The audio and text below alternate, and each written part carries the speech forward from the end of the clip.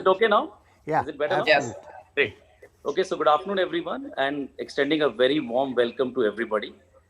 So I'll start with a quote: "Keep things simple and direct, no mumbo jumbo." These are the words of the master, Sri Maheshwar Nath Babaji, who lived in Vyasa cave beyond the Himalayan shrine of Badrinath. In every word that Sri MG writes or speaks, this guidance from the master comes out very clearly. Whether it be his autobiography titled Apprenticed to a Himalayan Master, that was published in 2011 and became an instant bestseller, or its sequel published in 2017. His several texts on Upanishads, his novel Shunya, all remain true to this simplicity. Last year, City Book Leaders, in collaboration with Penguin Random House, had the privilege of hosting Sri MG at IIT Delhi. The occasion was launch of his book titled On Meditation, Finding Infinite Bliss and Power Within by Padma Vibhushan Dr. Karan Singh ji. I had the honor to be on a panel discussion as a part of that launch. For those of you who may not know, Sri MG was born in Thiruvananthapuram as Mumtaz Ali Khan. He left home at the age of 19 and a half, attracted by a strange and irresistible urge to go to Himalayas. He lived there for 3.5 years with his master, wandering freely in the snow clad mountain range.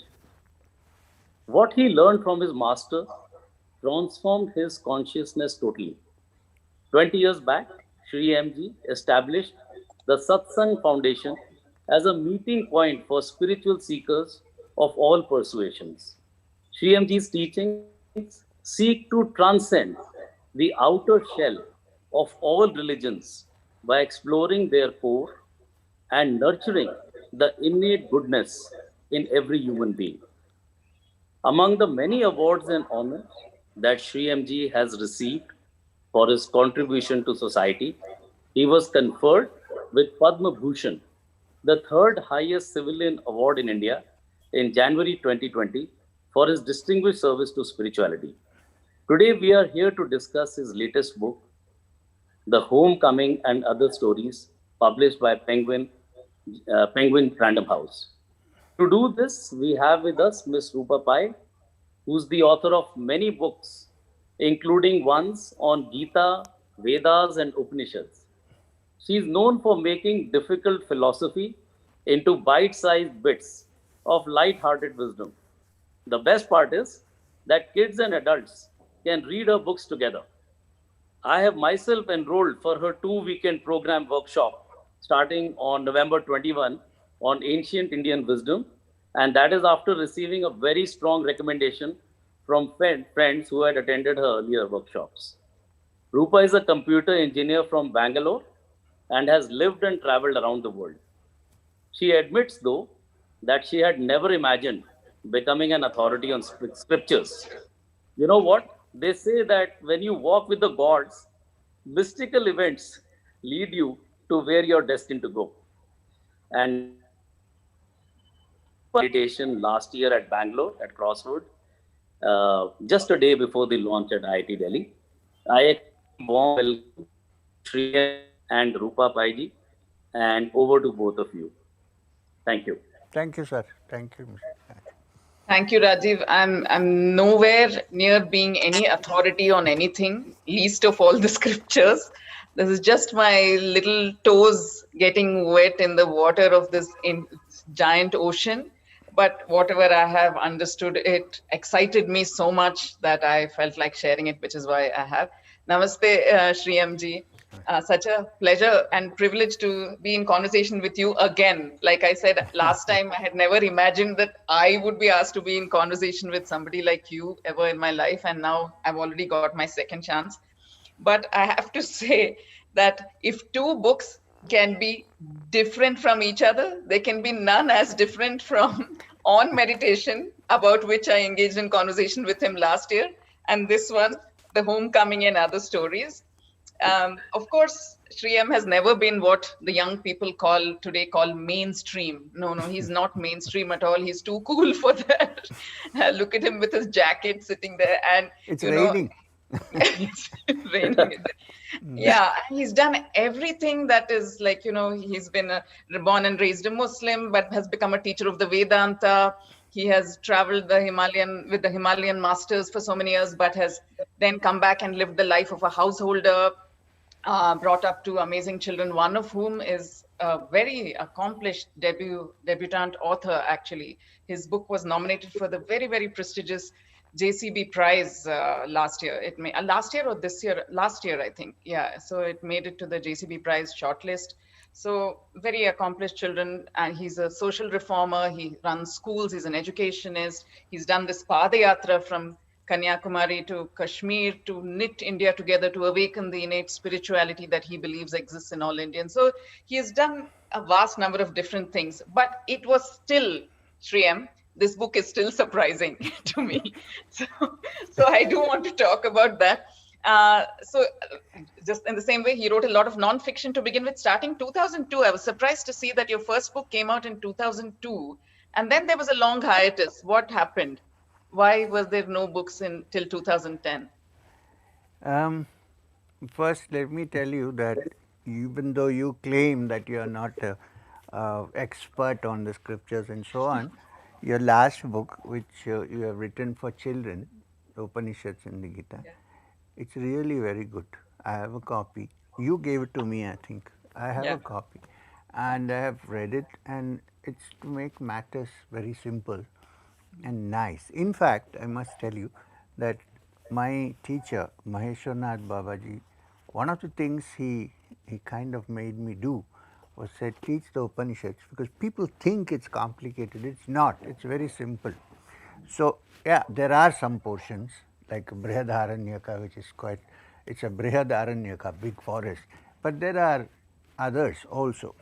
So, to your question, um, you know, I wrote the autobiography after many years of thinking about whether I should write it or not. Mm-hmm. Because, like one of my good friends said, who is he's a leftist, and I have friends among all. He said, because you wrote it, I read it, otherwise I wouldn't have read it. You know what I mean? So, because I have the reputation of not telling a lie. Yeah. You understand? So, since I worked so hard on it and brought it out, I thought, let it sink in. It's not it's easy reading. Yeah. But there are many things in it. So I thought people should take some time to go into it. And I didn't even know what the reaction would be. Some people would dismiss it as nonsense. Some people, so I let it settle down. And also, I was very busy traveling, Yeah. going here and there. Padayatra started, so it was going on for 1 year and three Yeah, yeah. months on the road. So I really, but even during the Padayatra, I used to carry a diary. I used to make some notations. What stuck me, and because I wanted to write fiction, was once somebody read my autobiography and said, is it fiction or is it fact?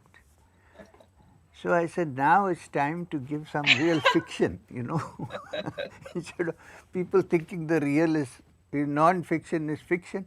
So I started on this idea of, in fact, in this book, the first story was written many, many years ago for the Indian Express. I see. When Mr. Rajmohan Gandhi was the resident editor of Indian Express in Chennai. Right. So there are two stories are very old. I see. I'm trying to say that fiction was something I was really interested in, because I have my favorite authors. I won't tell you right now. So I like fiction. So I wrote Shunya. Yeah. Yeah. That is Yeah. the first fiction work that I wrote, apart Right. from the one or two short stories which were published in the 80s probably. Oh. in 81, I published a short story in the Hindustan Times. It's not there in this collection because I can't find the manuscript. It's called The Island Boy. And Okay. it won a lot of. Kushwant Singh was the editor then. He called me up and he said, "Come, why are you wasting time?" He said, "Why don't you start working for the Hindustan Times?" So I didn't, of course. Huh. So writing fiction is something I love to do. You know, there are no boundaries. When you write facts, you have to be careful. What is in fiction? You let your mind soar. It's almost like soaring into the Brahman. I Is so it a which is boyhood dream to write fiction, or did it come by? not really, but yeah, I would say at one time I thought I should be a fiction writer, and what happened was, but I was, I had other things to do. I gone to the Himalayas. I was pursuing the spiritual path. Um, when I was 30, I thought 29, I should write a beautiful story about a man with temporal lobe epilepsy who believed he was God. You know, and but what happened was at 29 my son wrote a novel. I didn't. I couldn't. You know that. For 10 years and he wouldn't show the manuscript to anybody, including I me. see.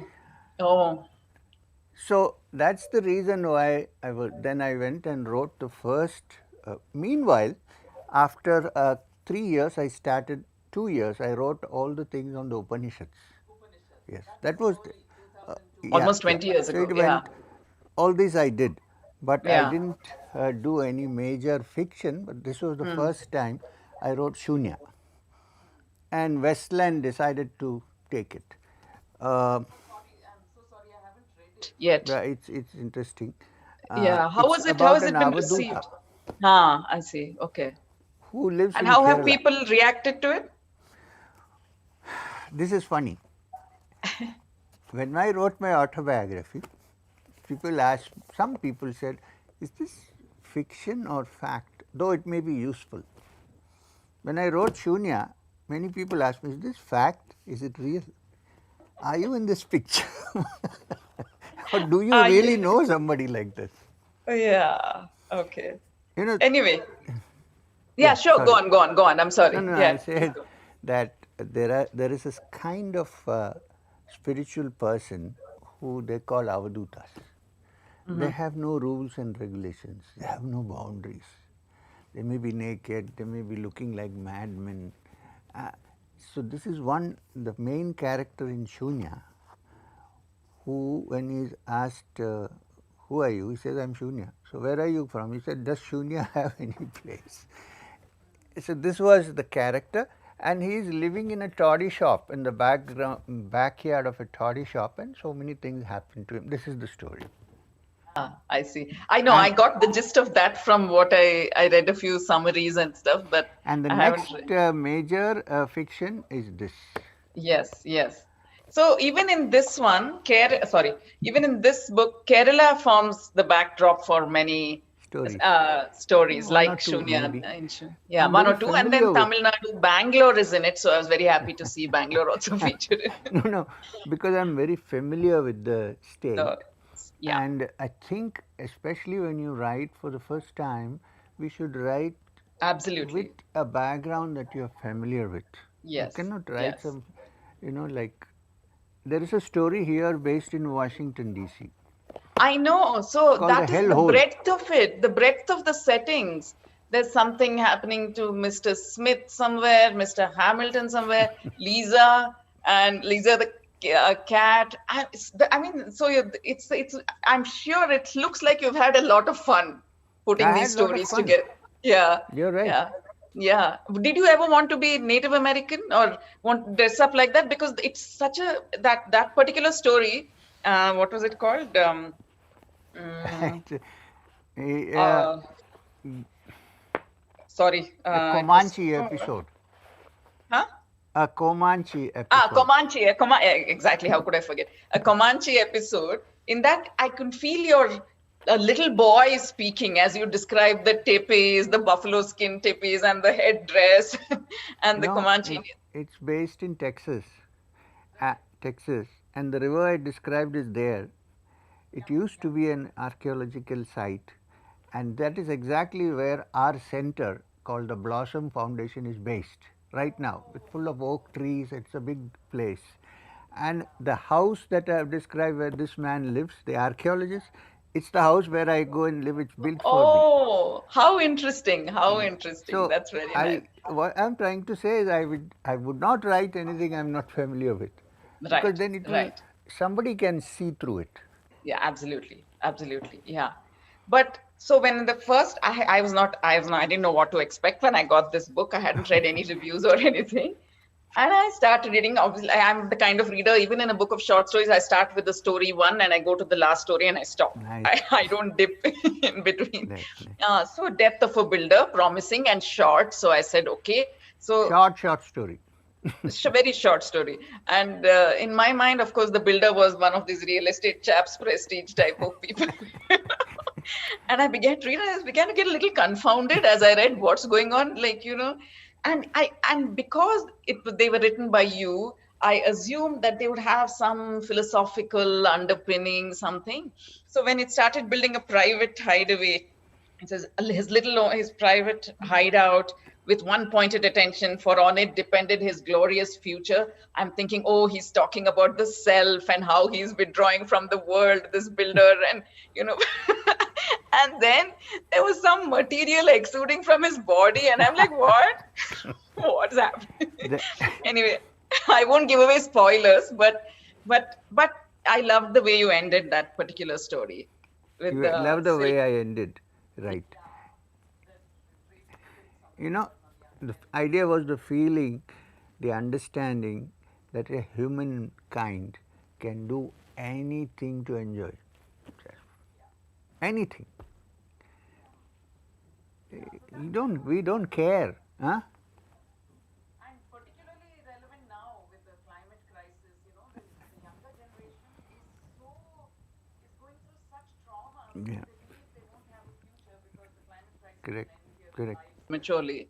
Correct. It's actually called climate anxiety, I believe. It's a condition that. But it's relevant. Yeah, You it might is call very it relevant. climate anxiety, but it is relevant. Yeah, It's absolutely. really And it has important. always been. If the young people don't think about it, who's going to think about it? Yes. We have And spent many thankfully years they are. without even thinking about it. Yeah. At least we have Greta Thunbergs now who are calling the attention of everybody. And yeah, it's important. Yeah. And then progressively the stories became more and more grisly and gory and macabre. And I'm like, what is going on? So, how did you choose your themes for this stories? Nothing. I didn't actually choose any theme. I had many ideas about short stories. I just put them at random. I wanted to start with the builder, because it is a very short story. So that was my experiment, kind of. And it was already done. I changed it. In the original, in the Indian Express, I remember it was called "Of Silk and Shattered Dreams." I love this title actually. This title, the builder. They chose the Penguin chose this title.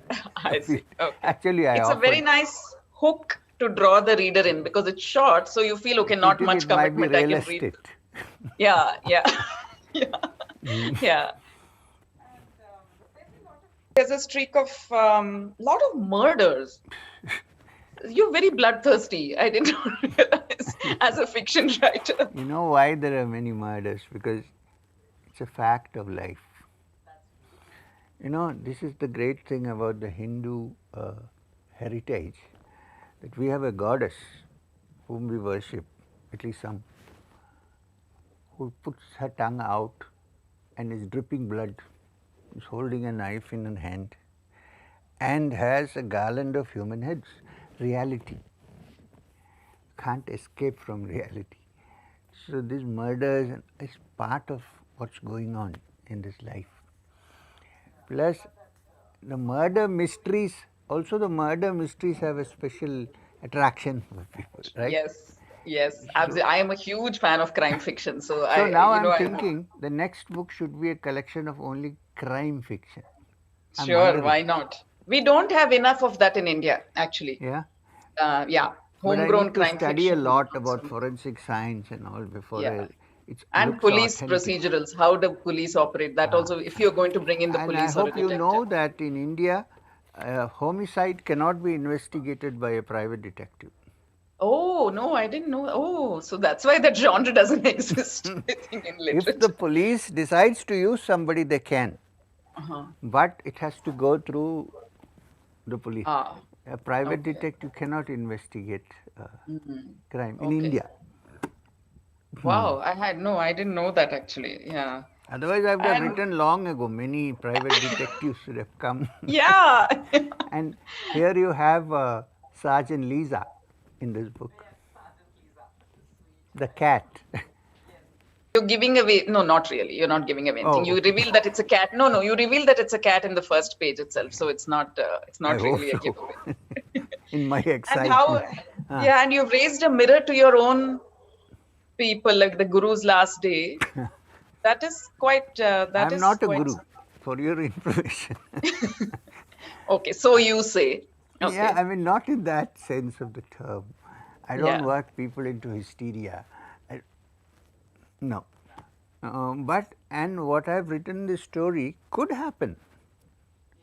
Could. It can happen. You never know. The way things happen, yeah. so you have to be a little bit, uh, take it with a pinch of salt. No, no, no. That's true. Yeah, yeah, yeah. But how long does it take you to write? Like, how long did it take you to write Shunya, for instance? Shunya took me 2 years. Oh, how many pages is it? Like, how thick is it? Mm, I think it's about 225 pages or something. Okay. And And these the editors stories. took away lots of material from there Oh, okay. because they thought that it's not, I mean, especially when it was translated into Malayalam, even though it is based in Kerala, it was also translated into, because I can't write Malayalam. Yeah, I can yeah, read little bit, but I cannot write. They took off lots in that edition because in English, when you translate it, the words Chunya uses, nobody will mind. But in Malayalam, it becomes original. ah, Like calling somebody a, you know what. If you said yeah, Peaky Blinders, you would have seen. yeah, So, so lots of things had to be scissored. yeah, I would love if yeah, it was original, but yeah. Ah, okay. And so this some of it written during the lockdown. Has the lockdown, the slowing of the pace helped with the I writing of think these so. stories? I think this book was already done by the time the lockdown Oh, I happened. see. Okay, The final polishing and editing coming back and forth okay, between Penguin, and that happened during the lockdown. okay, But okay. the material, the Oh, it was already manuscript had written. already gone. Ah, I see. Okay. So, are you the kind of writer who writes every day when you're working on a project, or do you write as the inspiration strikes you? No, I think, like Edison said, a lot of perspiration is required apart from inspiration. However, I think the idea has to be inspired. So you don't get it always. I travel a lot. So among my travels, while I do my talks and satsangs and so on, I make sure that I sometimes spend 2 days, 3 days alone. I have my own hiding places. I have one in Bandipur where I hide. I have one in Coorg where I hide. So, in Kerala. So when I do that, then I get ideas. I go for walks, long walks. Yeah. I like wildlife, so if you go to like Tadoba or somewhere, go and Huh. stay there. Then the story may not be exactly what is there in, for instance, in a wildlife sanctuary, but it helps to inspire you to write. So when I go there, I am very punctual in writing. Not otherwise. While in Madnapalli, it's impossible to do that. Even today, there were cartload, sorry, not cartload, carload of people here. So But when I go to such places, I make sure that I write in the middle of everything, and I like to go with the entire family, which means 6 of us. And while they go on a safari, I sit in the beautiful cottage and write. Nice, nice. But you know what? Even the last story was pretty shocking, the Mastan story. But it is true, isn't it? I don't know. Let me tell you, all fiction is based on some fact. Now, this is based on an actually a thing that happened many, many years ago when I was in school in a place called Peta, which is not far from Nagarkoil in the Kanyakumari district.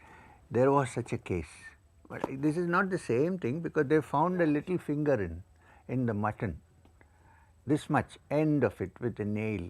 And when they found out that this guy, his name was Mastan, and they found that this fellow used to go and dig up graves and bring the meat. And in India, according to Indian law, uh, you uh, you cutting a dead body, digging a grave are all crimes, but they are not homicide because a dead body, one is not alive. That's true. That's So true. that's why I had to make it a little complicated to catch Yeah. him. Yeah. But you know what I loved about all your stories, even though you were writing about such macabre things, there was a sense of detachment. I mean, you were not trying to excite the reader with lush prose, or you're not being sentimental. You were definitely not being judgmental. You were just saying it as it is. And that helped. Inspiration, Even with, inspiration, Ernest uh, Hemingway. right, you say so. Yeah. So who else? Who else are your inspirations from childhood? After I went uh, to college, I read a lot of P.G. Wodehouse. But the prose is so exquisite, but you can't, nowadays, it's old fashioned little bit, but beautiful. So that is one inspiration for me. Then, of course, the Upanishads itself, themselves are an inspiration. They direct. And also, in a way, this I got from Krishnamurti. Um, he used to keep a copy of the New Testament, the Bible, in his room. So I said, Oh, "Sir, are you?" No, no. He said, it's one of the most best edited texts in the world. He said, take one sentence. Blessed are they that mourn, for they shall be comforted. He said, try to take one word out or put one word in. You can't. It's tightly edited. oh, okay. You know, it was St. James Version, of course. I don't know who did Yeah, it. Remarkable yeah, job. So yeah. that was an inspiration also. Then Hemingway has always been an inspiration. In fact, I remember I went to do my pharmacology course in the Calicut Medical College. I didn't finish it because all the time I was reading Hemingway instead of the subject. Staying in a quiet place away from the hostel. So, uh, these are some of my inspired writers. Then, of course, our um, what is his name? Becoming senile. Indian writer Which one? R.K. Amitabh Ghosh, Narayan. Salman, R.K. Narayan. Okay, I R.K. loved Narayan. R.K. Yeah, of Narayan. course. Simple, What down brilliant to earth, writing. you know. Yeah, yeah, yeah, yeah.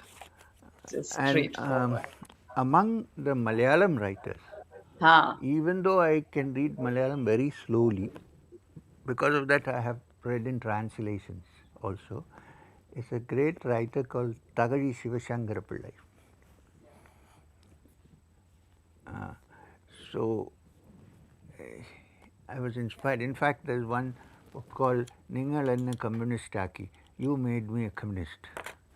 It's terrific book. I read that because at one time in college in Trivandrum, nobody escapes the Marxist influence.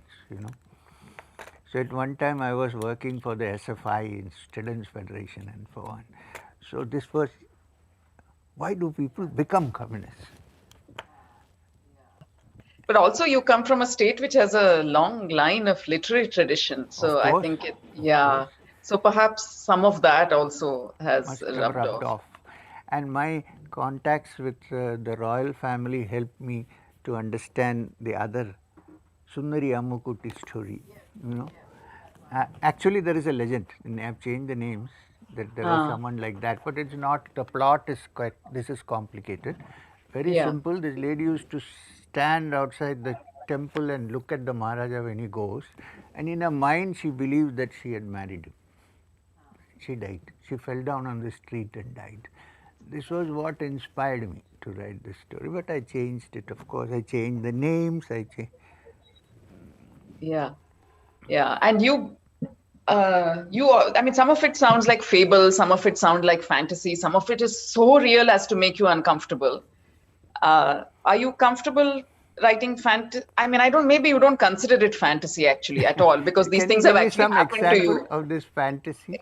No, that's what it's, I'm that just trying to dim-witted figure out genius, which the one. dim-witted genius one. Ah, But it's I not fantasy thought for it you, might it's be real. referring to Yeah, that. yeah, But yeah. then, yeah, it is fantasy, of course, but all fiction is some kind of a fantasy. This is a That's little true. carrying it a little too much. But I have a feeling, it stemmed from the fact, forget about the UFOs and all that. It stemmed from the fact I believe that geniuses are sometimes born. And they are born because of some aberration in the brain, not in a bad way. So, which is why Kichu was born when his mother was standing and holding a tree. His head hit the floor and something happened to his brain, so he couldn't be normal.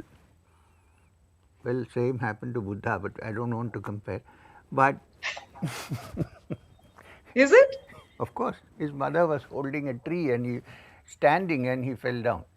So Oh. if the brain, I'm not talking about Buddha, I'm talking about Kichu. If it hits the floor, there could be some aberration out there. And then when I say aberration, I'm not saying it in a bad way. No. Then your whole thinking becomes quite different.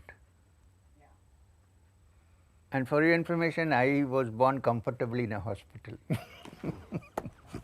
Before we start ascribing things to yeah, lovely. Thank you so much. I think we have coming to the end of our time, so maybe we should take questions, and I'm going to hand it to the audience. Will have questions. Sure. So, Sri M, the homecoming and other stories, whatever, whether you love it or hate it, it will surprise you. That's for sure. Yeah, especially coming from him. Yeah, I quite enjoyed the Thank read. you. Thank you, Roopa. Thank you.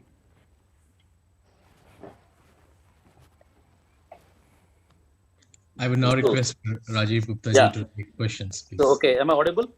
Very much. Okay, so great. So, first question is from Mr. Pankaj Kakkar. He says that Who?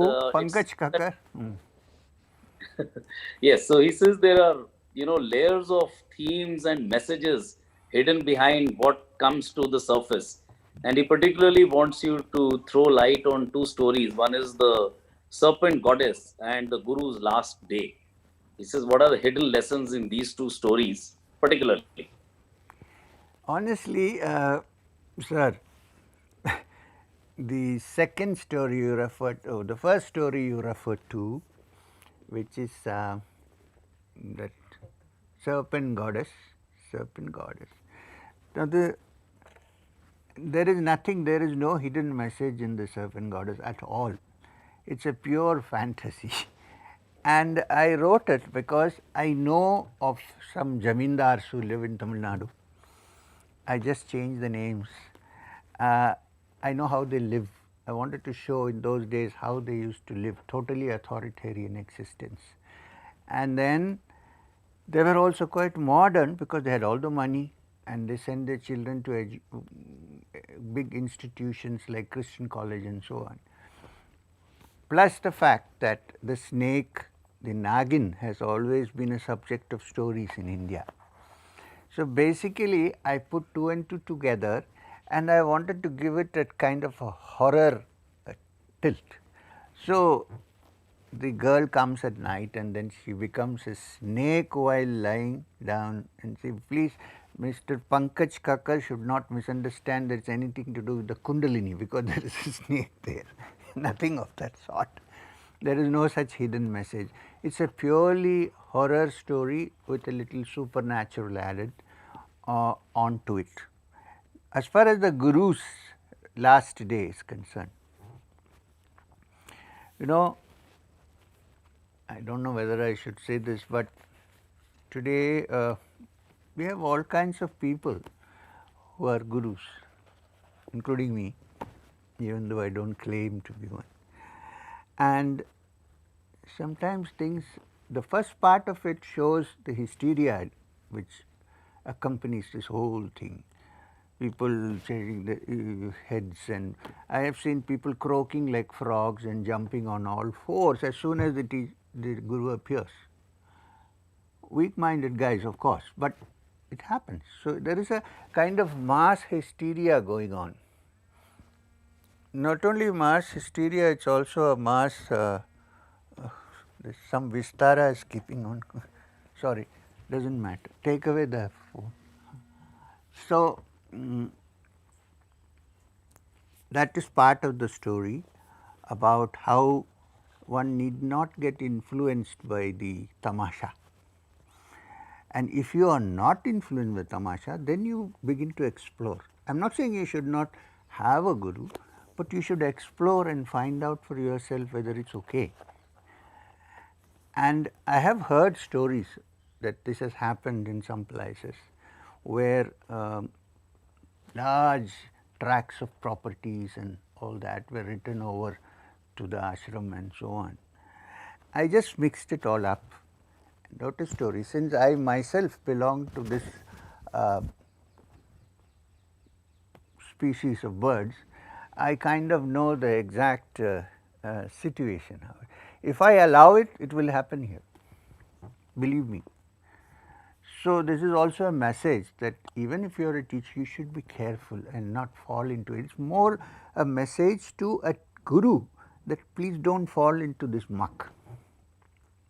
Maheshwarnath Babaji, he reads all my books, Maheshwarnath Babaji told me once in Hindi, he said, it doesn't matter what people think about you. They may think about you in many ways. Somebody may say, oh, he's his avatar, or whatever. I don't pretend, but he said, the moment you begin to believe what they think, कीचड़ में फंस जाओगे. You get stuck in the muck. So this is a pointer also. Even though it's fiction, it's also a pointer that one has to be careful. Not the disciple, but the teacher himself. I think sometimes the disciples are more intelligent, but they get caught up in this hypnosis.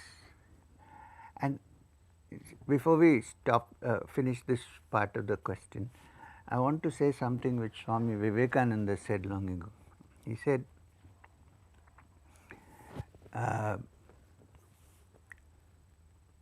we are actually in a kind of hypnosis. To find the truth is to dehypnotize ourselves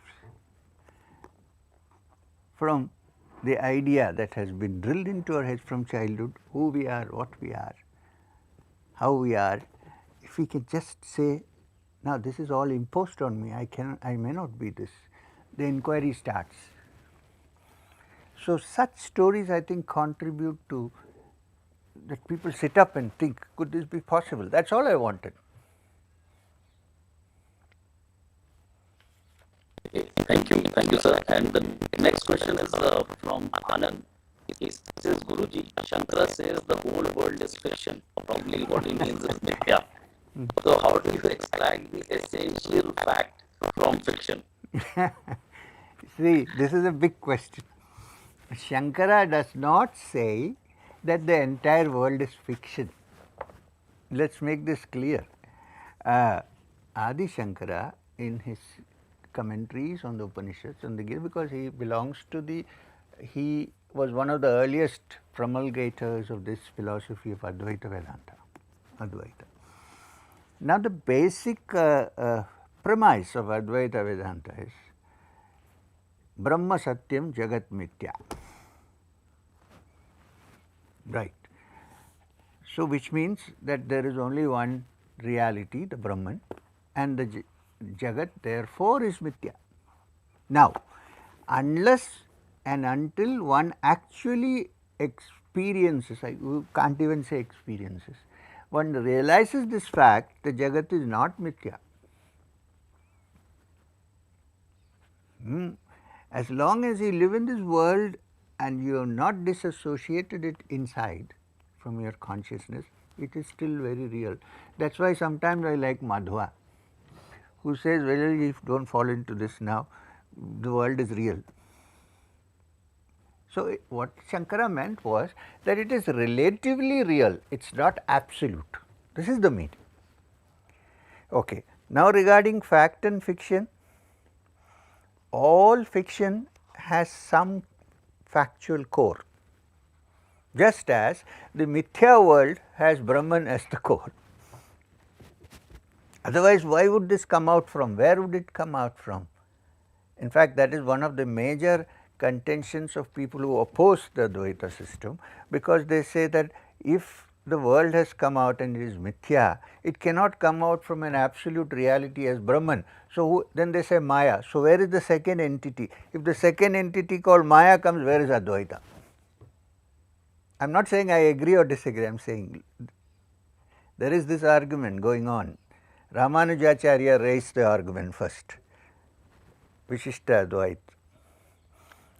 So, what happens when you read and go through this and study this, you begin to understand that there is a very thin border between fiction and non-fiction actually. Thank you, CMG. And the next question is from Mr. Gopal. And what he says is that we are aware that we are having some bad habits. We know they are detrimental to our progress. But how do we really overcome them? Because they hold on to us so strong. But Rajiv ji, this doesn't seem to have any connection with short stories. It doesn't. But okay, we'll make a question then from the short stories. The other question jumps that, from Deepika, she says that is there an overarching theme across all the stories, because some stories seem connected and some seem to be, something interconnected along and some are different. So what is the overall theme across all There the is, yes sir, there is no overall theme at all here. Each story is independent, but since life is a continuous chain, there are different beads put into one thread. So, it is not as if they are separate, but they are separate. It is and yet it is not, let us put it this way. There is no kind of a central theme to this collection. You will find one is different, one is completely different, one is about about a guru, and then there is about a silkworm. So, if you are looking for a connection, I would say the only connection is through fiction and stories. I have tried to reveal some non-fiction, some truth. That maybe you may call it a theme, perhaps. I didn't deliberately try to make a theme. As and when these plots occurred to me, I noted it down. And the editors at Penguin know pretty well that when the manuscript went, they found it in different stories of different things. It is not one genre, like there is mystery, there is detective, there is horror, there is everything together. This is life. I thought the whole thing should be one. So, Deepika, I hope it is not Deepika Padukone. So, Deepika Mordani. I am joking. So one more question comes from Pankaj Kakadji, and he says that homecoming is diametrically opposite to your life. Is it an indication to seekers to stay at home and the Guru will come? Look, why one should not consider fiction to be some kind of guidelines to seekers or anything of the kind. But as I can understand what he is trying to say, the homecoming is not my life, it is a story. All I am trying to say is that many people they go away. Today morning, yesterday I had a boy come to see me, young man, who his parents were very worried. He decided to go to the Himalayas. Then he went around Badri, Kedar. He was hoping that Babaji would appear. Suddenly nothing happened. Then he was disillusioned and he came back. So when the parents complained to me, I said, wait, he's going to come back. When he comes back, I was not foreseeing the future, please. When he comes back, ask him to come and see me. So I had a long chat. He's still here. I'm going to have a long chat with him. So it is neither that you should stay at home or that you should go to the Himalayas. It's all different for different people. Some people may find something there, but what you seek is right here. After going to the Himalayas and all that, and when I came back, I discovered that what I was seeking was right inside. There was nothing outside. I mean, this is the teaching. Everything is inside. But I required that kind of exploration before I could establish this fact. So, partly that's also there. It's not diametrically opposite my life. There are some similarities. In fact, even a very prominent monk of the Ramakrishna order, who was a president then of the Ramakrishna order, whose name was Vireshwarananda. They used to call him Prabhu Maharaj because he was a Prabhu from Mangalore. He told me when I first met him in Belur Math, have you written to your mother? It was a genuine concern. I said, Maharaj, if I write to my mother, 3 days my father would be here to take me back. He said, still you should write. I wrote and I was taken away to come back. So, there are some elements of my life, but they are not exactly what happened to me, and nor is it opposite to what happened to me. Each person has to explore in his own unique way. This is what I believe. Some may be at home, some may be in the Himalayas. It's okay.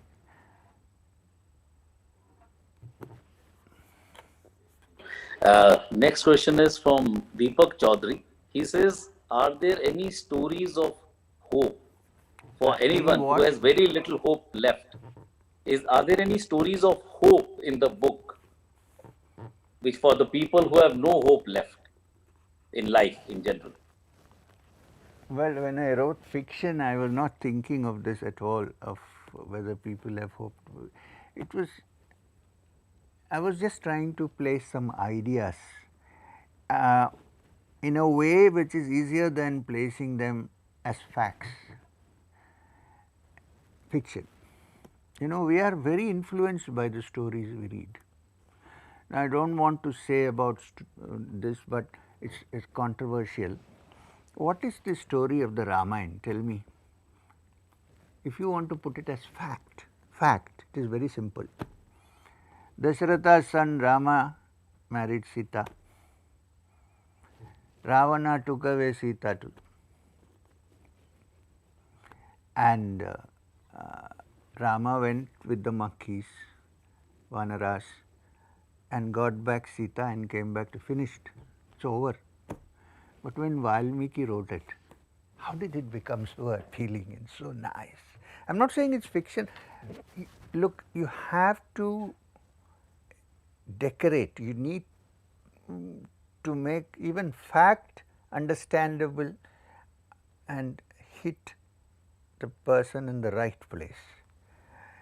So, in fact, you may be aware of this, but Valmiki is called Adi Kavi, the first Sanskrit epic poet.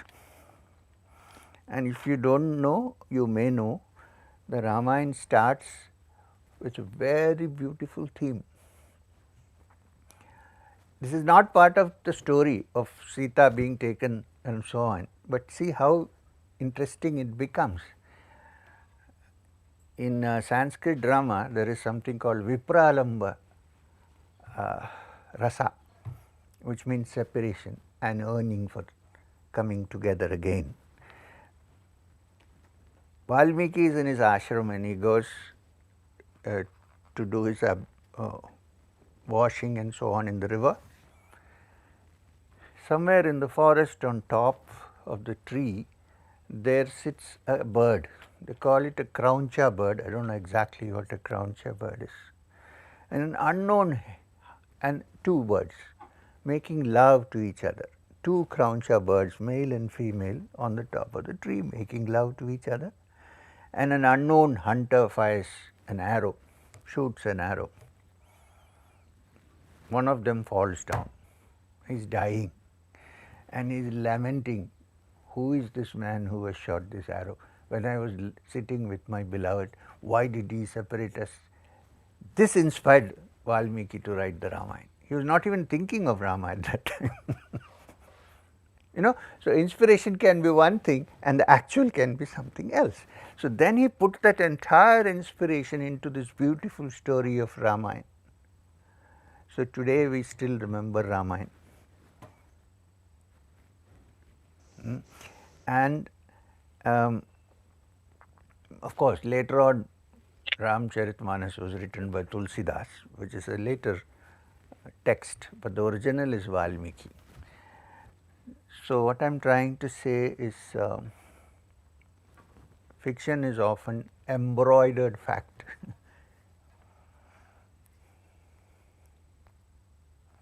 And for people, there was this question about hope. If you don't have hope in fact, try to find some hope in fiction. From there, you might probably come to hope in the fact. I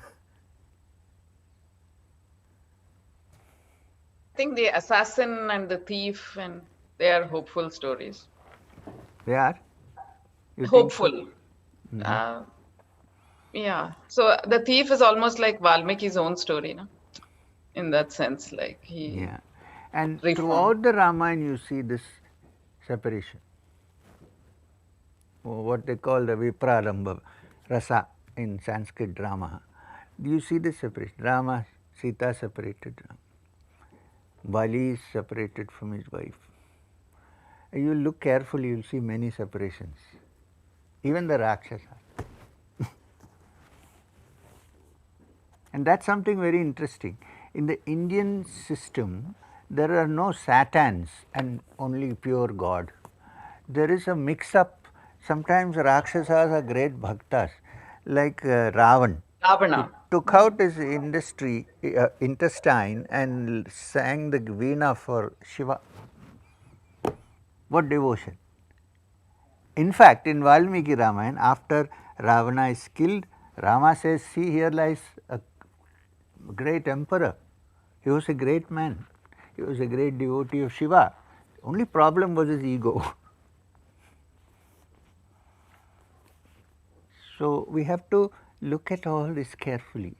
Don't treat ancient texts as merely, given for some moral directions. It contains a variety of things. The Mahabharata. For me, in fact, if you ask me what is my inspiration, I think these are the texts which have inspired me, seriously. But in spite of if I say Jai Shri Ram, I will be immediately put into a bracket, so I am not saying it. These two epics have been the inspiration for most Indian storytellers. Really? Yeah. I am sure you also feel that way. Absolutely, like absolutely, it is. We have a question from Mohit Gupta. So he says, Shri MG, we associate you with philosophy, but this book comes as a new, like a fresh breeze. And he says you would have detached yourself to write these stories and be on a different platform of thinking. So this is the background. And then after this, he asks two questions. A, how can we practice this? How do we detach ourselves and go to a different plane? And the part B of the question is that does it really help in the process of being creative and imaginative to to detach yourself, and so these are the two parts of the question. True. That's true. Even though it's not directly related, but the question is relevant in some way. There is a particular word used by Patanjali in the Yoga Sutras. They're called, the Yoga Sutras have 8 limbs. They're called Ashtanga Yoga. Although Patanjali does not refer anywhere in the text as Ashtanga Yoga. But people usually use that word because it has 8 parts, 8 branches. In fact, I'm working on a book called Yoga Also for the Godless, which is a true interpretation and translation of the Yoga Sutras of Patanjali, word by word, sutra by sutra. So, also for the godless, not for the, okay. Hoping that other communists may also read it. So, what is that?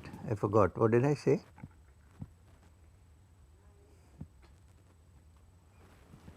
Different platform of thinking, detachment. So there is this word. It's one of the angas, one of the limbs of yoga. It's called pratyahara. Now, pratyahara is a capacity developed through practice. It doesn't come suddenly. Some people maybe who can do that naturally, but others it needs to be practiced, which means to be able to switch on to something and switch off when you want.